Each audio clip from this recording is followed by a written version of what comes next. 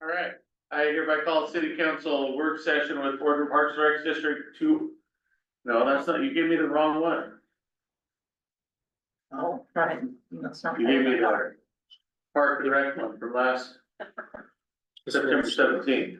Oh. Franchise licensing. Right. Oh, City council work. but that's okay. No, there, that one. Now, if I turn in to the city website, will I make That is the On the That's the- website, no. but city if council you meeting. Go If I- into the yeah. Zoom, you will. City council meeting with the exec session doesn't have the, oh, right there. Go into the or I think the it's the- upcoming. Yeah, upcoming. Yeah, we're upcoming. So if it's not there, it's because No, no, it's no, after we'll be 6 there. o'clock, it might have pushed it to recent. If you can do it. It was on the, Right? oh, it'd be some point first. Okay, yeah, and I'll be back, so you want me to come, you just let me know. Oh, I can do that, okay, I'll just use that. Okay.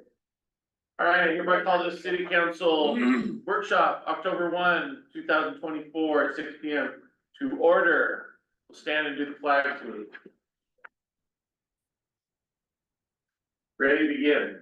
I pledge allegiance to the flag of the United States of America and to the republic for which it stands, one nation under God, indivisible, with liberty and justice for all.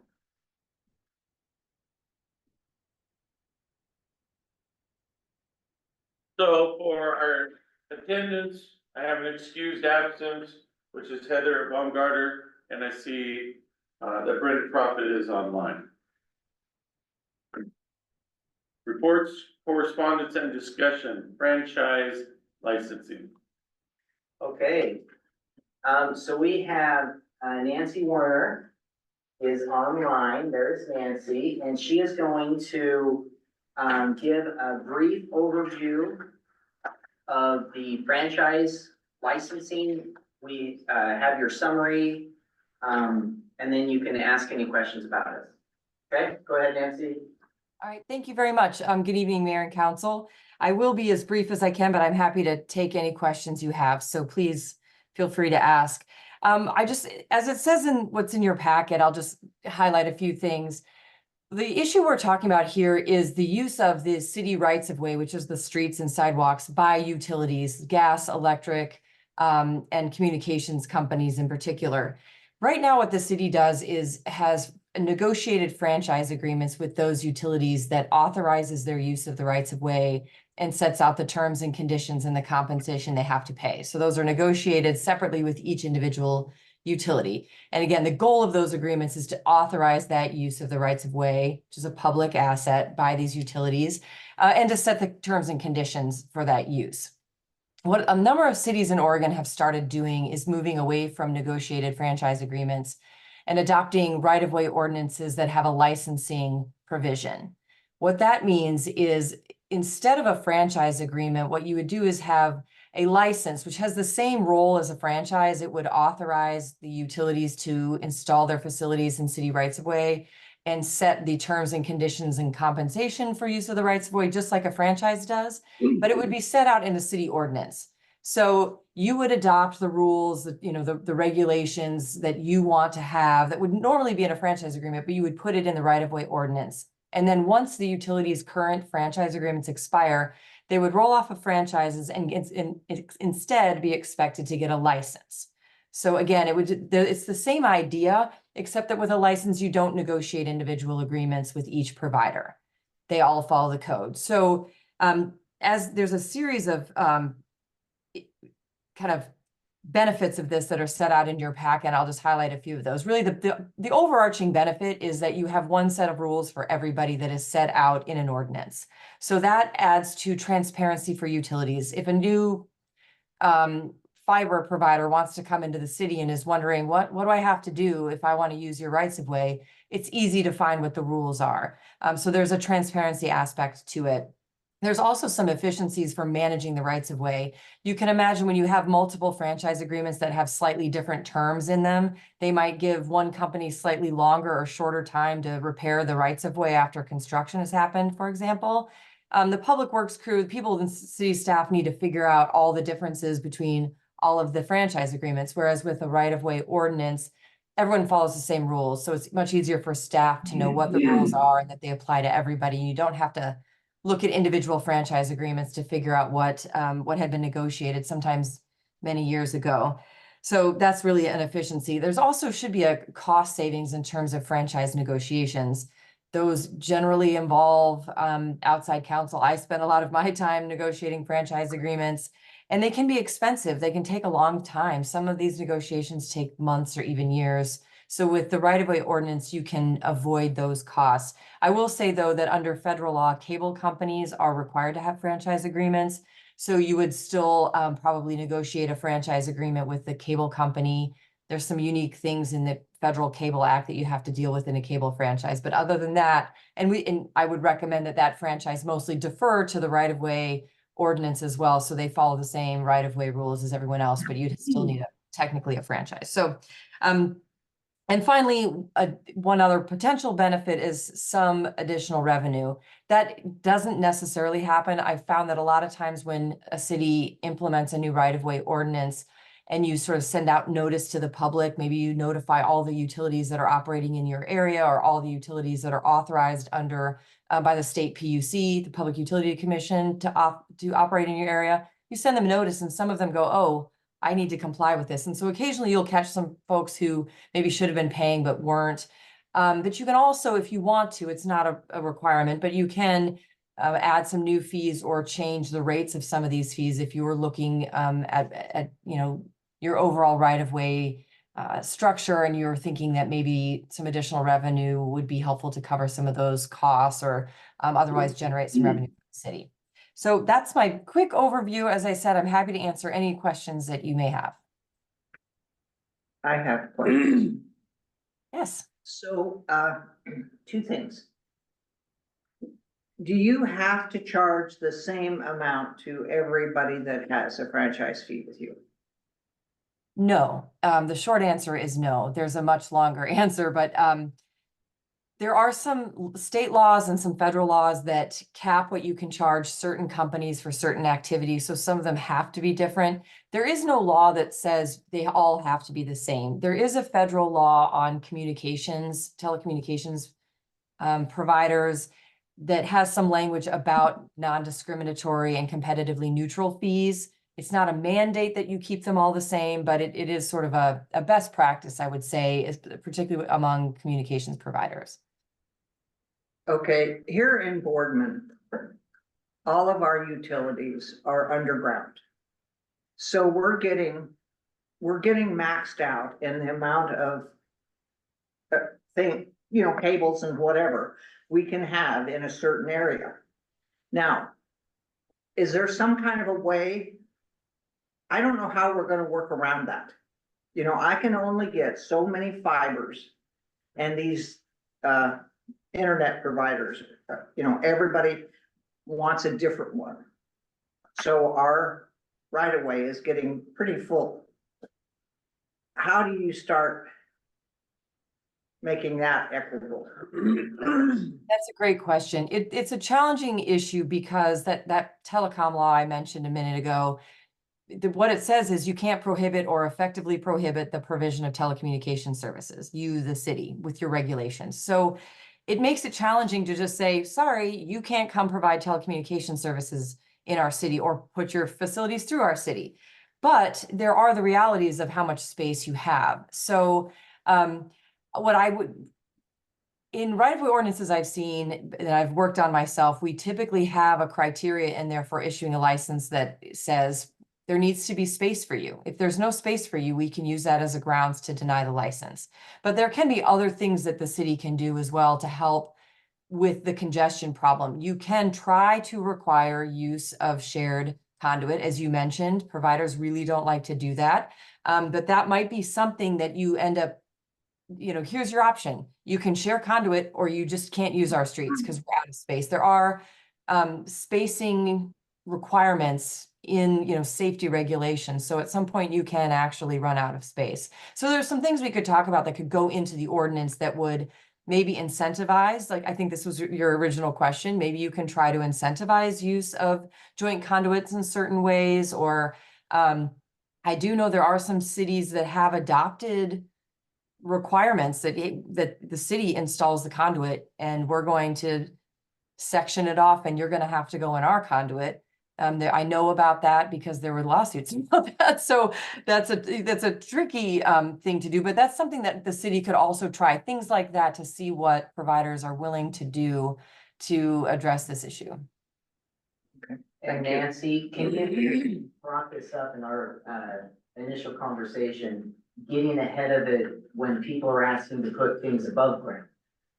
Cause we don't, right? Can you mention whatever we talked about with that, the above ground? Yeah, I mean, we want to make sure that everybody is installing everything underground. And that is part, you already have an ordinance, as I recall, requiring that. And so that would be part of the right-of-way ordinance as well. And I think what we were talking about a little bit was the wireless stuff. Is that Small is that- cell. Small Yes. cell and wireless, yep. Yeah, because again, small cells are wireless antennas. They cannot operate underground. So there is some pretty clear guidance from the FCC. I use the word guidance. It's really more like a mandate from the Federal Communications Commission about small cells and your inability to say no small cells in our town, or no small cells in certain areas. So what you really want to do is make sure you have wireless regulations in place that help manage where the small cells can go. So that they aren't erecting a bunch of new poles in places where you've worked really hard to underground things. Because what the FCC has said is, if you don't have design standards in place, you can't enforce them once an application comes in. You need to have them in writing already before an application comes in order to enforce them. So that'll be an important element too, is to make sure that you have wireless regulations in place that allow you to manage the placement of new poles for small cells in the rights of way if there's a request to do that. Because again, you can't really say no, but you can say not here, or if it's here, it's got to look like this, things like that will help manage, the idea that you already have stuff underground and you don't want a bunch of above ground stuff coming in for small cells. I have a small question. When you mentioned there was different regulations or rules for cable, does that include fiber optics? No, I'm sorry, that's a great question. I meant cable TV, old school cable Yeah, television. that's what I wanted Yep, clarification. sorry, thank you for helping clarify that, yeah. Yep. And then I have a question as well. Nancy, with the ordinance, when it's created and you already have established, Franchises. franchises that are using the right of way, whether they're paying or not. Does it have to be written in a way where, like, moving forward on the state, they would have to comply if they want to continue to use this? Because what's, like, in your experience, does there have to be some sort of negotiation with those that are already established? Yeah, that's a good question. What I've done with many cities is we've just let the existing franchise agreements stay in place until their term expired, and then have them moved to the license. There might be language, I haven't reviewed all of your franchise agreements at this point. There could be language in some of them that would allow you to ask them to terminate the franchise and move to the license. But typically we've assumed there will be some transition period where some entities still have their old franchise agreement. But also some of those franchise agreements will say something like the franchisee will comply with all city regulations related to the rights of way. So in that case, once you adopt the new right-of-way regulations and the right-of-way ordinance, those would apply. So they would still have their franchise, they'd still be paying the franchise fee, but they would then they'd still fall under the right-of-way ordinances, right-of-way regulations, if that makes sense. So you can have sort of a hybrid where they still have their franchise, but they're complying for the most part with the same rules as everyone else, but maybe their franchise, fee is something different. Anybody else have any questions? All right, well, thank you. Thanks Nancy. So the next Appreciate it. phase that we'll do is we will work on an ordinance and present that to the council. So just want to give you a heads up. So I'll be in touch, Nancy. Thanks so much. Have a good night. Okay, thank you. Right, Mr. Chairman, strategic plan. Okay, Matt. You are on. So this is Matt Hasty. He is in charge of our strategic planning. And I told him that was his introduction, so he knows that he is ready to take it away. All right, thank you, Brandon, and thanks everybody for having me there. I will share my screen, so just give me a sec. We'll get that up there for y'all. All right, looks like you can, I think you can see that up there. I can't quite see your screen, but are you seeing my presentation up there? Yes. Yes, excellent. Okay, so I'm going to walk through a fairly brief presentation. I'm going to talk first about some feedback that you all provided to your staff and that I've kind of summarized for the purposes of this evening. We asked you a number of questions that are some of the same questions we want to ask community members as part of the strategic planning process. So I'll talk about that. I will introduce some new logos and kind of branding for this process. You actually saw a sneak peek of it on the first slide here a moment ago. I'll talk about an upcoming community survey and talk about some of the types of questions that we propose to ask and sort of generally kind of the timeline. I'll also talk about kind of how the city staff is planning to get that into people's hands and get people to participate in that survey. And then I'll take a breather and just see what kind of questions or comments you all might have for me while I'm with you tonight. And I think my goal is to finish up by about 6:50. So you get a little bit of time before the next part of your meeting. So again, I'll talk first about what we heard from y'all. Thank you very much for everybody who talked to Brandon or provided comments via email or in writing. So I'll just kind of take a quick spin through what we heard from everybody. I'm going to kind of paraphrase things and hopefully I capture everything pretty well. So we asked about your goals for the future of Boardman. The things that came up most often were housing and including housing that's affordable for folks and meets their needs in the community, and as well as businesses that meet people's needs, a downtown, a mix of uses or mixed use development, which usually means kind of a mix of housing and businesses. Y'all also talked about the need for parks and gathering places and other amenities and just really things that improve people's quality of life there. Some other things, I'll say transportation was mentioned by several people in different ways. So improvements to some existing specific intersections or roadways, having clean paved streets and having facilities for driving, but also for walking and bicycling. Other things that were mentioned by, at least one person were good schools and educational opportunities, health and wellness centers, and then just good fiscal management, responsible management of your finances, and ultimately growth that benefits everybody in the community, not just some people and not others. We asked about concerns about future growth in the community.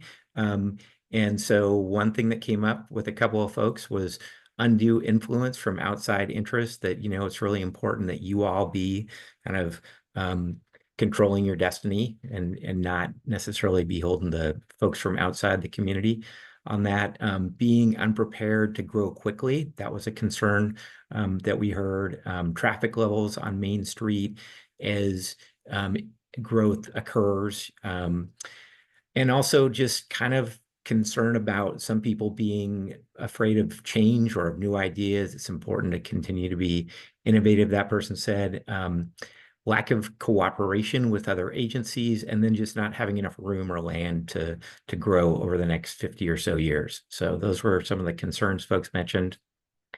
Asked about who should be involved. Almost everybody said, members of the community need to be involved. A number of folks said business owners, that's really important, property owners. We heard from somebody, engineers, planners, developers, some of the folks who kind of participate in planning for growth, as well as educators and charities or nonprofit organizations. We asked, what are some of the questions that need to be answered as you're thinking about future growth and providing the services and the facilities that people need. And so some of the things that were mentioned were just, how to develop and lay out streets and other infrastructure that you need to support future housing businesses and growth. The roles of different local agencies there and kind of who's in charge and kind of driving that process, particularly as it relates to economic development. And then just, what does the community want? What do people want? What do people there want generally? And what do they want or expect from city government? It's important to understand that. And then how do we get as many of them involved as we can in these issues and these processes? And are we all willing to kind of do the work that it takes to meet our goals or achieve our goals? And what's in the best interest of the community ultimately? So those are some of the questions that were important for y'all to answer. We asked how you want to be involved in this process. And most folks said these briefings are very helpful. So keep doing that. And then, email communication, phone, internet. And then one or two folks said, hey, they'd be happy to participate in some of the committees for some of the other processes that are happening. So that's my pretty quick overview of what everybody said. So again, hopefully I captured things pretty well there. And it says counselor feedback, I should say counselor and mayor. So I'm just going to keep rolling and then I'll stop and take questions at the end. But I guess if anybody has a question, just kind of shout it out or interrupt me. So this was one of our kind of first tasks on this process, was to put together a logo that we could use moving forward on materials associated with this process, so that when people see these materials, they start to kind of recognize that logo and kind of put together that, oh yeah, this is part of that process that the city's been talking about. So we've got kind of this overall logo, and then we've got kind of a family of, I'll say, sub logos that can be used for some of the specific planning processes that you're also either working on now or expect to be working on that ultimately kind of fall under this broader umbrella. So that's what all those kind of smaller logos on the screen are.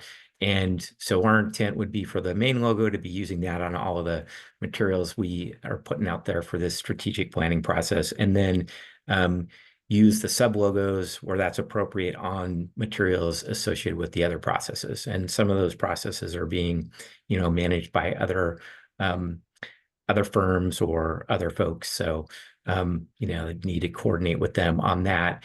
And then when using some of these logos, use some similar colors just in documents and putting together documents, use similar colors, similar fonts or typefaces.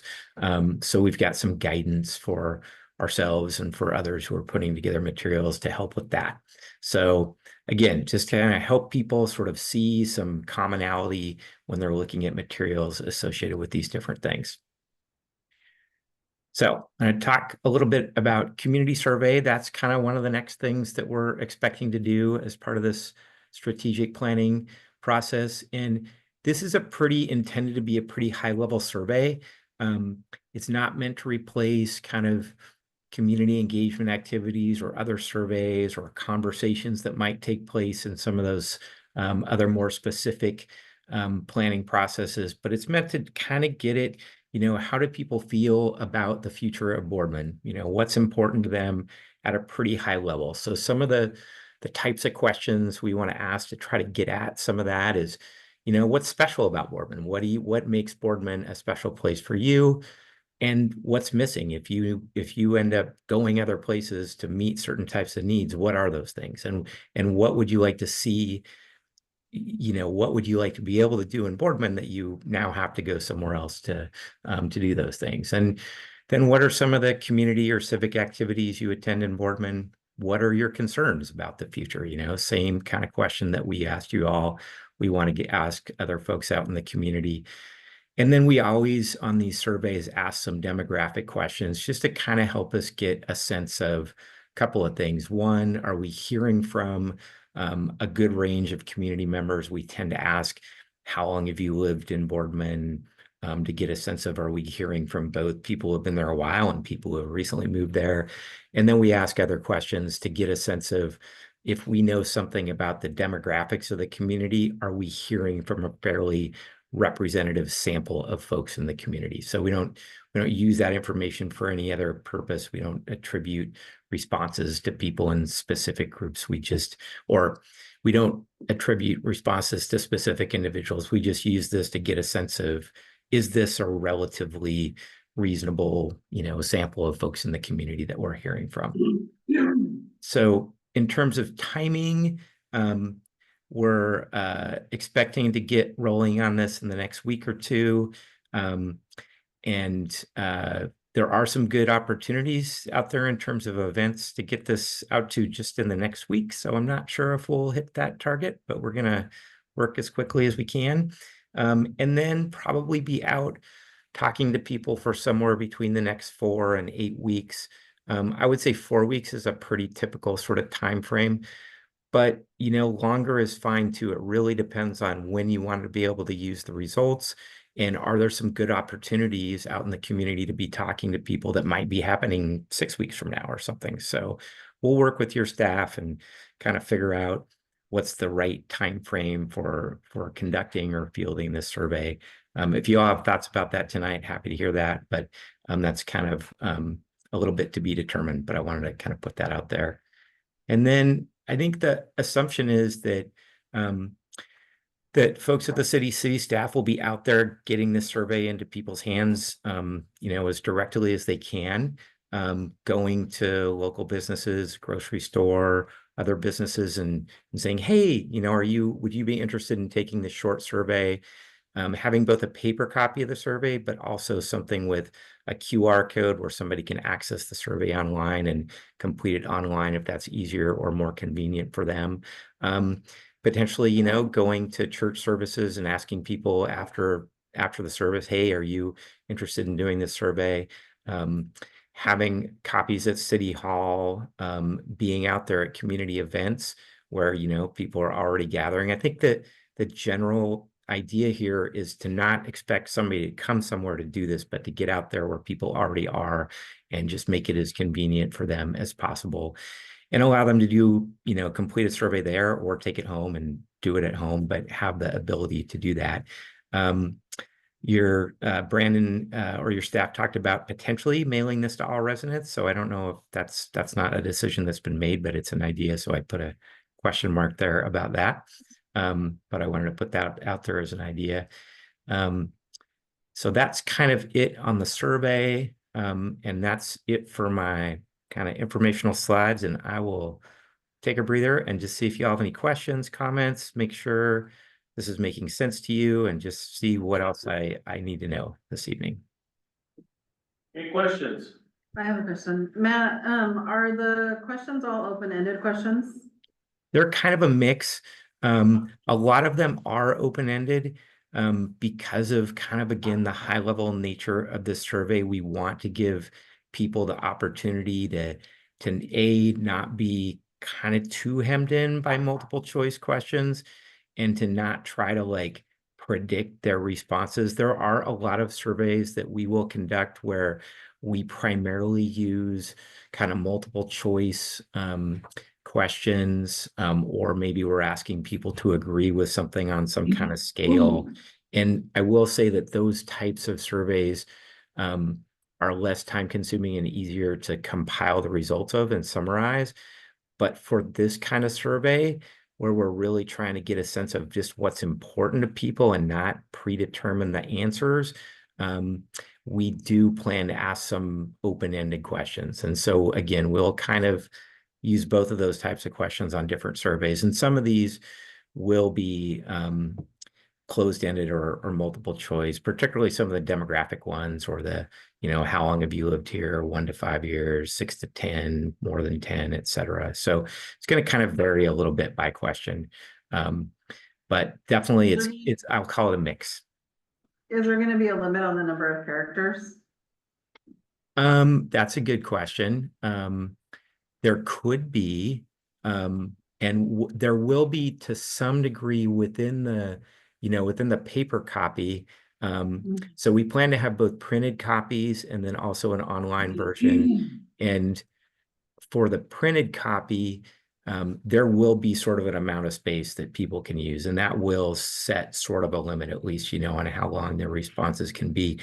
And what we will try to do on that is produce something that can be scanned and then read via a computer to help us quickly summarize the responses. And I hadn't thought about this too much before. Probably my survey guy back at the office has, but if we're doing that with the paper copies, it probably would make some sense to have some character limits on the online version of the survey for those same questions. But that's a great question. And it's one we have a person in our office who does lots of these surveys. I work on them, and he's really more of an expert than me. And that's a great question for him. So as we're kind of putting together the questions and thinking about how we design it over the next few days to week, we'll think about that. And yeah, that's a great thought. And my last question, sorry. When you're compiling the data, because they're open-ended questions, are you then taking that information and then putting them in the categories of, depending on the response? That's typically what we try to do. And so we have some kind of analytical programs that'll help us do that. I mean, it's basically kind of a little bit of an AI type program that's kind of sifting through those results and categorizing them. And then we're looking at that categorization and making sure that makes sense and reflects what we're seeing in the responses. So yeah, we typically do that, because otherwise you've just got this huge sea of, words to look at. And it's a lot more helpful if we can try to summarize the categories or the themes of the responses that we're hearing. So yeah, great question. I have a question. Before you, Matt, could you go back to the question slide? That might help us. Sure.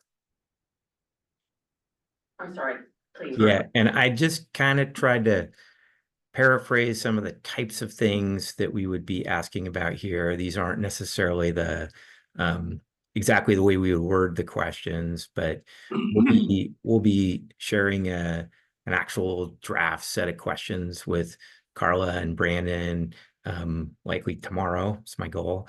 But these are some of the types of things, and there's one or two other ones in there as well. But I wanted to give you kind of a flavor of at least the types of questions. And I think I captured most of them, other than, again, sort of the demographic questions. There's a number of those as well. So yeah, sorry to interrupt. That's all right. I still have a question. So for me, when we start putting this information out and people start asking, I want to be able to say, what is the purpose of this? And the second thing is, and the reason why I bring it up is because I do recall, and it probably wasn't the city, I think it was the chamber, in the last, say, 6 years, we did something almost identical to this that we released to the public. They voted online or in person, whatever. We gathered a bunch of information that almost looks identical to this. And then it seems to me that we really didn't do anything with it. So I asked, what is the purpose of this? Is this going to actually guide us towards something? Is it busy work? Is it, are we going to take the information seriously from community members? Because I think part of the problem that we've had in the past is we've taken information. I don't feel like that we've had much community input, and the input we did get, we didn't really use. And so then here we are, fast forward, and we're doing this again. Is that a question for us, or is No, that? that's for Matt. I mean, Yeah, I just so wanted to know what is the purpose of this? I mean, are we redoing the same work that we've already done in the past? So I'm going to do my best to answer that question, and Thank you. then I'm going to punt it over a little bit I'm going to see if Carla and Brandon have anything to add. And then I'm going to see if you all have anything to add. It's an excellent question. It's definitely a fair question to ask me. I certainly hope, and it would be my intent, that we, or really you, would be using the results of the survey to guide future planning efforts there. Just generally, guiding efforts in terms of how you spend resources and what you focus your energies on, but also some of the specific planning processes that you are undertaking again now or coming up. So the economic opportunities analysis, housing needs analysis, parks planning work, comprehensive plan update. So I would hope that at a high level, this information is helping guide some of that work. I did not take part in that previous survey that was done by the chamber, so I can't really answer that or say how similar this is to that. You all know more than me about that. But yeah, I certainly hope that this information will be used to guide future planning efforts and work that you do and decisions you make.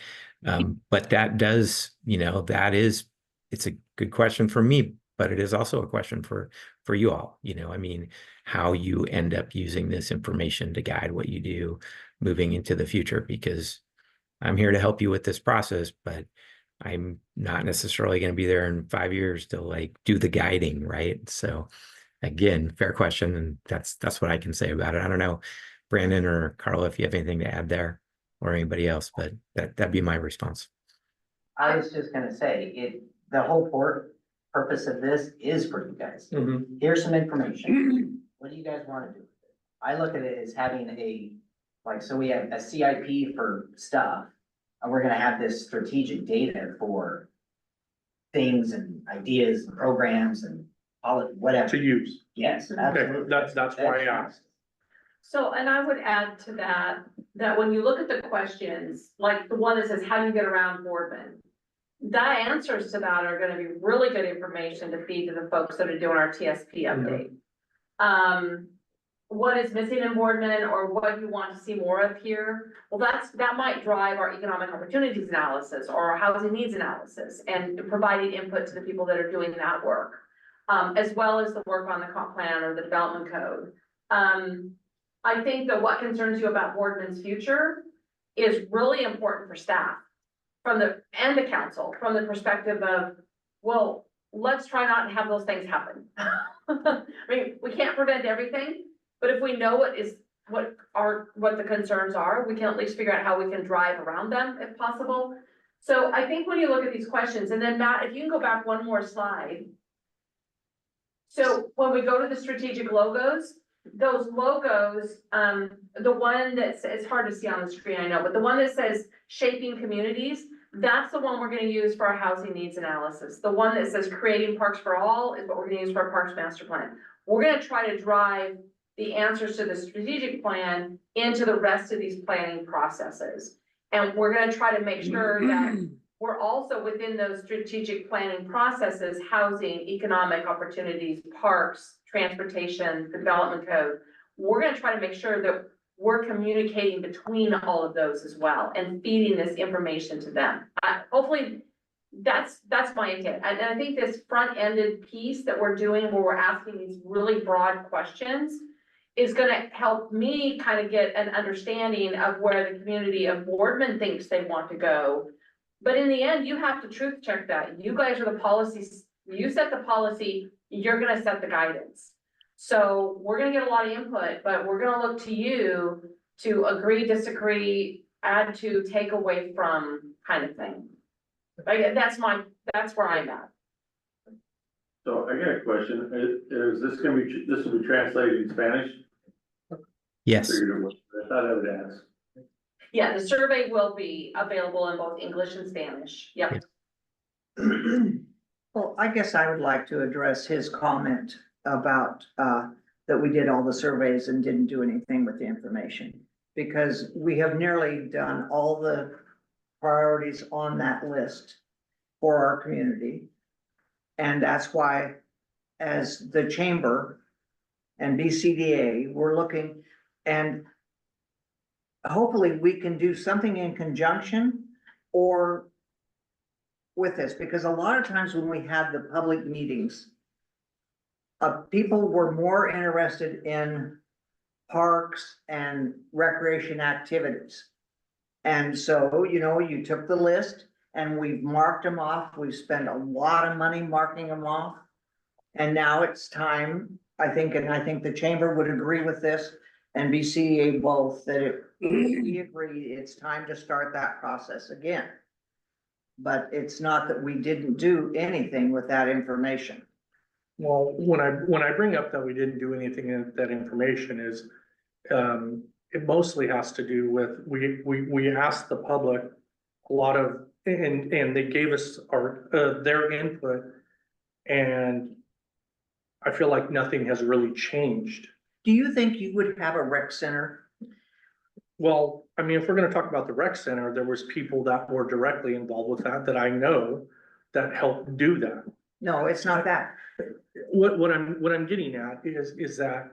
Calm down. I'm not, No, no, I'm I'm talking not. to Ms. Pettit. No, what I'm saying is that if we're gonna go through this, which I am not opposed to it, it needs to be done. What I don't like is that we've had information available from the public. And the argument is what has advanced forward from that information, and we can talk about amenities, okay? Conversation I had the other day is, in the time frame that I've been here, there's only been, when you talk about retail businesses or new buildings built in Boardman, it's not very many. Or they were built on existing pieces of property, and then we developed from there. You know, where we had people place these businesses, you know, I look at right out this window and we have 3 grocery stores right next to each other. And then we have 2 pharmacies right next to each other. To me, from the outside looking in, that makes no sense. You know, and then if you've lived here long enough, you know that, you know, some of the new buildings that have finally been built here, one was done by, or actually 2 by Bank of EO, okay, because they moved. One was on an existing site. The other's the 2 grocery stores here, okay, and then what else? 40+ years that I've lived here, and that's really all that's really changed as far as the retail side of it. Now, we have new industries and all that other stuff. We have a rec center and we have all that other stuff. I'm not discounting that, but my point is that we've had this information for a while now. And I don't feel like from the business side of it or amenities, we have not done much with it. Things have been very stagnant from that standpoint. Housing's catching up, jobs are there, but our dollars are still leaving town. That's what I look at. And then I take the input from the people that come in and talk to me and say like, man, what is there to do here? Well, nothing. You know, bring a fishing pole. That's what I'm getting at. There are people that besides us that have input, and I feel like their voices have not been really listened to for a long time. And again, And that's why Yeah. I asked the question that I asked. and in order for this to really, you know, make movements, it is getting all the word out. How do we do that? And so a question I have, is the council okay if we were to go do a massive mailer? And in the mailer, you have a paper copy and you have the QR code. I mean, that gets everybody, that definitely is more expensive, or you do a postcard and on the postcard you have the QR code. I mean, that is a way that you just gather everyone, along with the other things. The hope was, and Matt and I had talked, we had homecoming week, you're like, oh, that'd been so awesome to I would stand outside the football game, hey, fill out the strategic plan for the Boardman. You have the Harvest Fest, what were the other things we talked about, Matt, Amanda? The Winter Fest, the Harvest Festival. Trunk or treat. That trunk or treat coming up, which would be perfect. Yeah, I That's a mean, little late though, that's 4 weeks, but. yeah, but again, things like It that could be we a could possible. do along with the mailer, because I have not found the perfect fix. Chief and I have talked about this with Karen. Education has been, we have talked about this in education. How do you get the word out? Anyway, so I think the thought is then maybe we do a mailer, like a postcard mailer. Matt, is that possible on a postcard mailer, English, Spanish with a QR code? Yeah, I mean, certainly, that would be one way you could do it. Like you say, you could either, and that would be frankly less expensive than putting a couple 8.5 by 11s in an envelope and sending them out, or a postcard that basically encouraged people to take the survey and had We put it in the. and it has a QR Times. code on it would be one way to go. Yeah, or actually put a paper survey in a letter or an envelope and send it out would be a way to go. Or, you know, I think the goal with the printed survey will be to have it fit on one sheet of paper front and back, but it's, one sheet, one for English, one for Spanish. So, anyway, yeah, that would be an option. Is this survey only for Boardman residents? Um, let's see. Is somebody gonna answer that question? I don't think my intent would be for Boardman residents. My intent would be for people who work at the port, who recreate here, shop here. It would be for people who regularly visit here. And, and The yeah, park, which.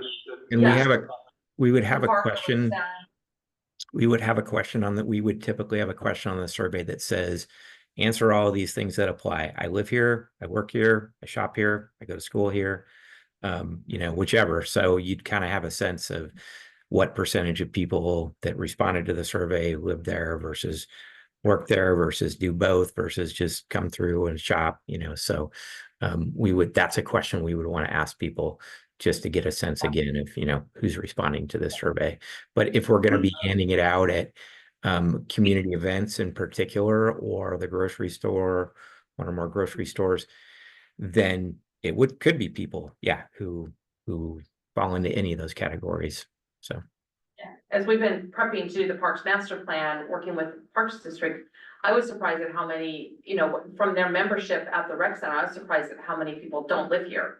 They work here, they work out here, but they sleep someplace else. So I think there's a real need to capture that kind of, who's answering this. And then when we separate that and we look at those, it's kind of like polling and how they, Democrats said this and Republicans said that. Well, okay, people who lived here said this, people who work here said something different maybe. And then we have to figure out how we want to prioritize that. And I think it would be great, Matt, if you could add one that's like, I work here, maybe there's a box that says, I want to live here, or something like that. So we can kind of capture that sentiment too. I don't know if that's a possibility, but.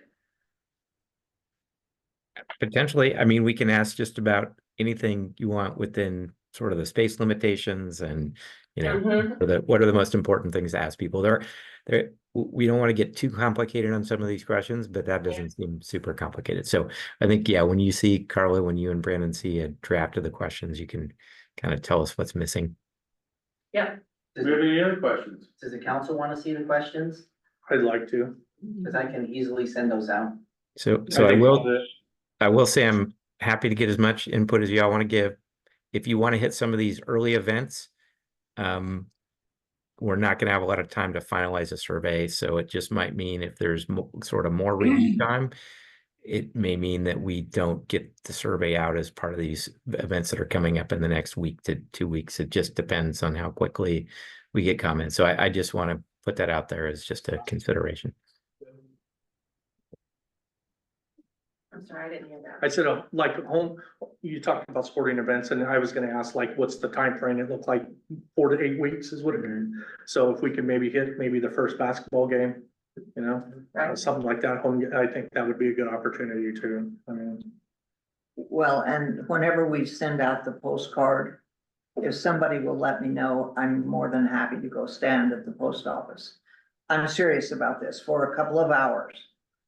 And ask people, did you get your card and would you fill it out? Okay. I used to spend a lot of time in front of the post office encouraging people to come and stuff, and I think this is important enough that if I knew it was gonna be in that mailbox that day, I'm okay with standing around there.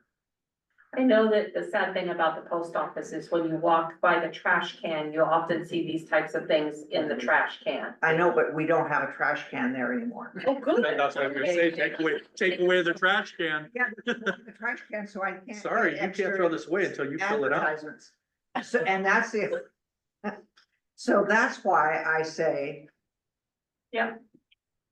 And people are nice to you, I mean, it's not like I'm gonna run up and I'll change my personality that day. All right, any other questions? Perfect. Hey, thanks, Matt. Yeah, thank you. Thanks for having me. And we'll talk to you again. All right, thank you, Matt. Thanks, Matt. We have no executive session. No, not for the work session. Yeah, right, I see why you're voting. All right, this meeting or work session is concluded. So,